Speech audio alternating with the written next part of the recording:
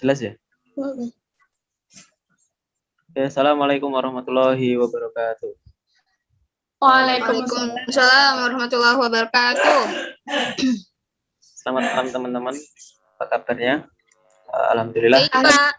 Oke. Alhamdulillah kita bisa berkumpul kembali untuk mengadakan pembelajaran pada hari ini. Oke, sebelum kita mulai pembelajaran, saya akan membacakan absen terlebih dahulu. Yang saya bacakan silahkan bilang hadir. Oke. Afifah. Hadir, Pak. Sofia Rahman. Hadir. Rio Teguh.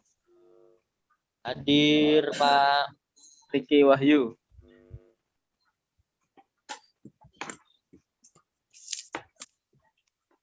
Andre. Oke. Hadir, Pak. Baik, semuanya sudah hadir. Oke, sekarang mari kita mulai pembelajaran kita pada hari ini dengan membaca Al-Basmalah. Bismillahirrahmanirrahim. Baik, pada pembelajaran kali ini saya akan menyampaikan materi tentang wudhu. Ini materi tentang apa, Pak? Materi tentang wudhu. Toharoh. Oh iya. Tentang wudhu. Tadi sudah saya sampaikan, sudah saya share melalui WhatsApp. Itu sebuah aplikasi yang bisa diinstal di smartphone kalian, yang itu berisi materi-materi tentang wudhu. Jadi bisa diinstal pada handphone kalian masing-masing. Nah, untuk sekarang akan saya jelaskan mengenai sedikit tentang materinya dan juga media pembelajaran yang sudah saya bagikan tersebut.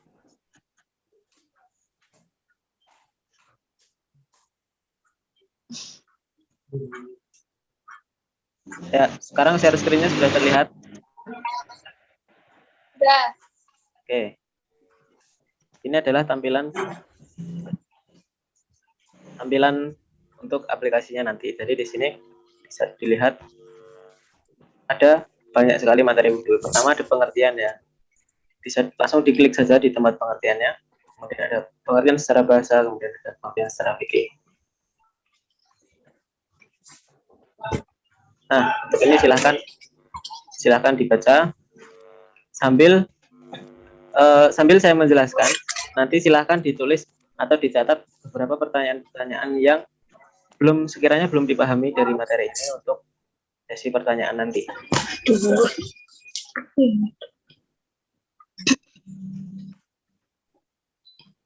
Baik, langsung saja ya ke hukum wudhu. Jadi hukum wudhu itu ada beberapa perbedaan. Ada wajib, ada sunnah, ada ikhtilaf. Apa yang wajib, apa yang sunnah, dan apa yang ikhtilaf? Mari kita buka. Maksud dari wudhu wajib yaitu wudhu yang dilakukan sebelum melakukan beberapa aktivitas yang mensyaratkan sahnya aktivitas. Jadi wudhu itu dianggap wajib ketika wudhu itu menjadi syarat sahnya suatu aktivitas. Contoh, sebelum sholat itu wajib wudhu, maka wudhu itu menjadi wajib. Itu. Terus kemudian sunnah. Kapan wudhu itu menjadi sunnah? Para ulama menyepakati sejumlah perbuatan yang disunahkan dalam kondisi berwudhu atau suci dari hadas kecil. Di antaranya adalah sebagai berikut: mengulang wudhu untuk setiap sholat, menyentuh kitab-kitab dan lain-lain, silakan dibaca sendiri. Jadi wudhu-wudhu yang sebagai berikut ini bisa disepakati oleh ulama hukumnya menjadi sunnah. Kemudian yang terakhir adalah ada beberapa ikhtilaf. Nah, ada beberapa hal ketika menyentuh mushaf, ketika tawaf dan khutbah Jumat. Ini ada ikhtilaf antara ulama. Ada yang ketika menyentuh mushaf, ada yang wajib suci dari hadas, ada yang tidak disyaratkan suci dari hadas kecil. Nah, jadi ada ikhtilaf ketika menyentuh mushaf dan juga ketika tawaf. Ada yang menjadi syarat sah, ada juga yang menjadi wajib atau sunnah. Kemudian ketika khutbah Jumat itu juga ada yang menjadi syarat sah, ada juga yang hanya sunnah. Baik, kemudian langsung ke tata caranya wudhu. Yang pertama syarat wudhu.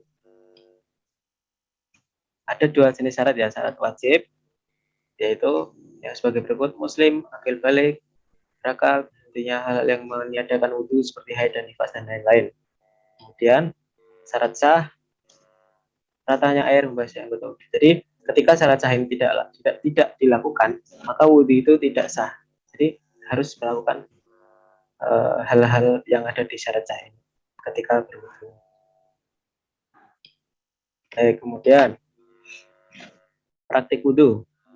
Praktiknya di sini ada banyak sekali praktik-praktik yang sudah dicontohkan oleh Rasulullah.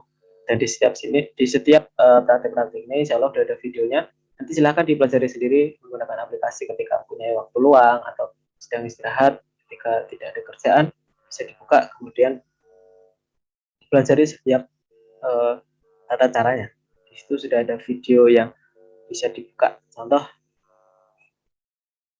membasuh wajah.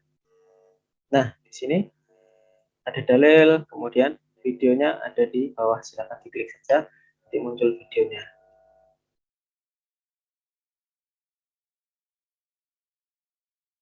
Ya, kemudian yang terakhir adalah perbandingan antara 4 mazhab. Nah, dari praktik wudhu yang sudah diajarkan oleh Rasulullah, ada beberapa praktik yang disepakati oleh ulama, dan juga ada yang menjadi perselisihan antara ulama. Kita lihat saja dari tabel-tabel berikut. Tadi kan sudah ada tata caranya dari niat sampai selesai. Nah, di sini menurut 4 mazhab, niat itu ada yang sunnah, ada yang wajib, ada yang sunnah, ada yang wajib, gitu ya. Jadi setiap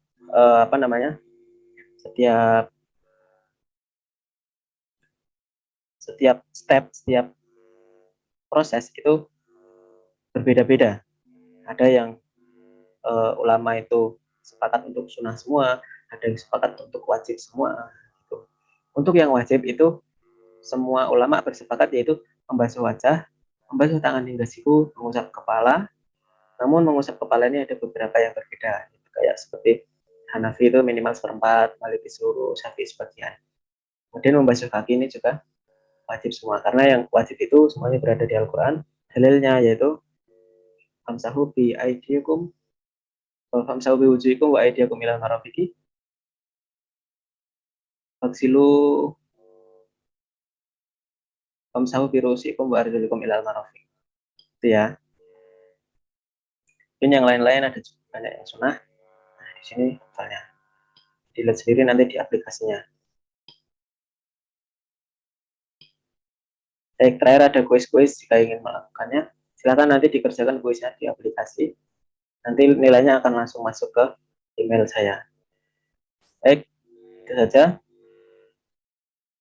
untuk penjelasan kali ini.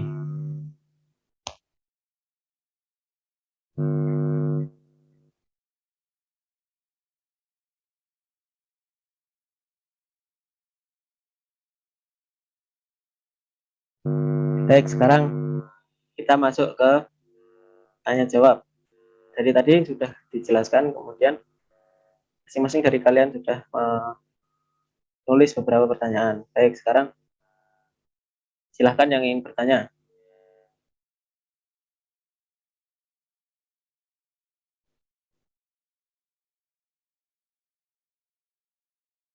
Izul atau Viva mungkin? Pak, saya bertanya, Pak. Kalau misalkan membasuh telinga itu sunnah bukan sih, Pak? Nah, membasuh telinga. Ada beberapa perbedaan ya, seperti tadi sudah dijelaskan. Telinga itu termasuk bagian dari kepala atau bukan? Jika ada pendapat yang menjadikan telinga itu satu bagian dengan kepala, jadi ketika membasuh kepala, maka telinga juga ikut dibasuh. Jadi ketika rambut langsung ikut masuk ke telinga, dari rambut langsung ke telinga. Nah, ada juga yang mensunahkan karena hanya sebagian kepala, seperti mazhab Syafi'i hanya sebagian, jadi telinga tidak wajib. Gitu. Ya, ada yang lain?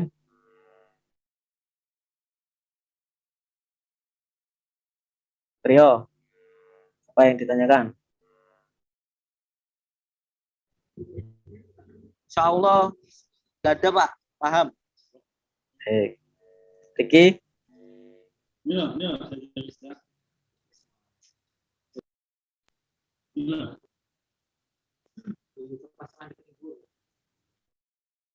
ayo kalau ada pertanyaan yang lain silahkan. Izul, Sudah Pak, paham. oke. Jadi kalau sudah paham, sekarang giliran saya bertanya kepada kalian.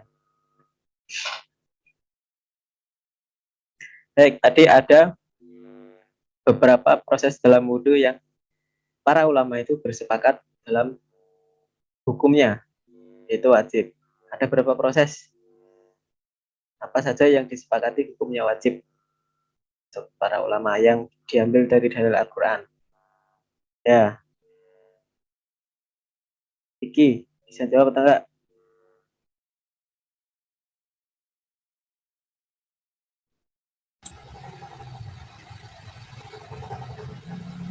Membasuh tangan,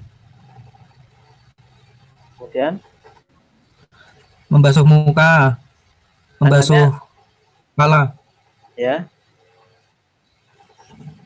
membasuh kaki, Pak, ya, tangannya sampai mana? sampai siku. Tapi urutannya kepala dulu, muka dulu ya.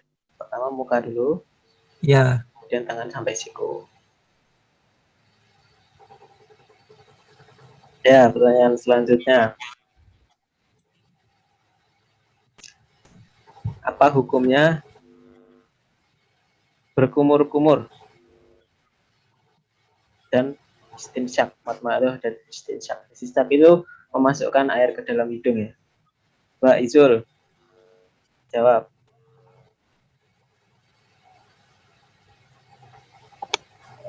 Sunnah. Sunnah. Iya Pak. Salah ya. Sunnah. Ya, sunnah. Sini hukumnya adalah sunnah. Apakah ulama bersepakat semuanya sunnah?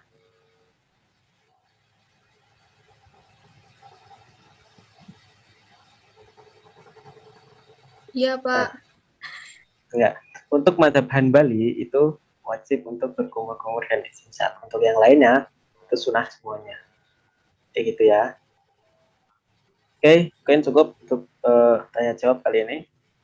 Nah, jadi ini dari sini kesimpulannya,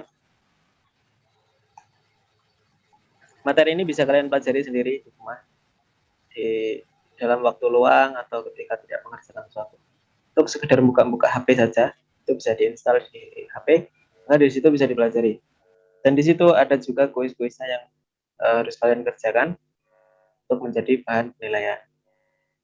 Oke, jadi dari sini bisa kita lihat, bisa kita simpulkan bahwa dalam satu ritual ibadah yaitu wudhu, itu banyak sekali perbedaan-perbedaan dalam pendapat oleh para ulama.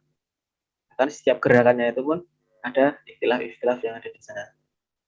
Nah, kita harus saling mentoleransi jika kita melihat satu perbedaan. Jadi ketika kita melihat di masjid ada orang yang wudhu, tapi kok dia wudhunya berbeda dengan kita, jadi kita nggak usah tidak usah merasa kalau dia itu kok gitu ya, kok dia tuh apa salah gitu ya. Kita harus bisa dengan ilmu yang kita miliki, maka kita tahu bahwa di situ ada perbedaan. Gitu. Baik, alhamdulillah untuk pembelajaran kali ini mari kita cukupkan. Sebelum kita menutup, marilah kita berdoa. Semoga dengan pembelajaran kali ini bisa menjadi manfaat untuk kita, bisa menjadi bekal untuk kita berdakwah di kemudian hari. Amin. Mari kita membaca Al-Fatihah. Alhamdulillah.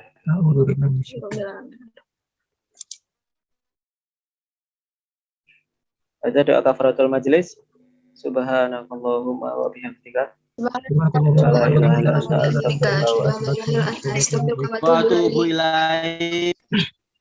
kasih. Assalamualaikum warahmatullahi wabarakatuh. Waalaikumsalam warahmatullahi wabarakatuh.